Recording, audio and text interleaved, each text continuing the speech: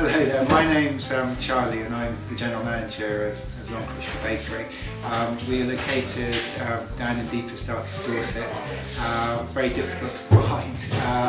Postcode is for the whole village, so yeah, it's a bit of an initiative test trying to find us. We love it. It's our secret sort of base where the bakers make amazing breads. There's a lot of confusion with bread because the word bread is quite a general term. The word bread can be your bog standard sliced white from the supermarket, or you know, the bread that we've got on selection here. All the flour we use is all stone ground, so it's not roller milled, so it's far more gently crushed, and you know, all the nutrients are lost through the milling process. The only mechanical part of our process is the initial mixing, and you can hear the bakers in the background there. They're all moulding everything by hand, whereas your factory made bread would be made in a machine. So we're really sort of baking, I guess, in the traditional way. So you know, like you would have seen, you know, in the 60s and earlier.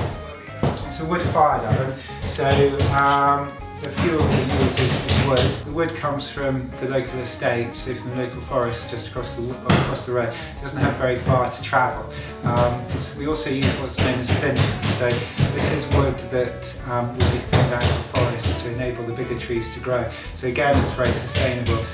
It's using wood that would be thrown away. Because it's wood-fired, it's not like an electric or a gas oven, so you can't turn the knob or anything if you get the temperature quite incorrect. So it's very much balancing with one hand. So you've got to get the oven to the right temperature, but you've also got to have your bread approved enough to bake it. So you're constantly trying to juggle. So it's a real skill. When the bread goes into the oven at 270 degrees, it forms an initial crust, and then because the temperature is falling, it means that the centre of the bread bakes far more slowly and at a much lower temperature. So you get that wonderful contrast of a decent sort of crusty crust, when you've got a soft, chewy centre. So we think the perfect combination.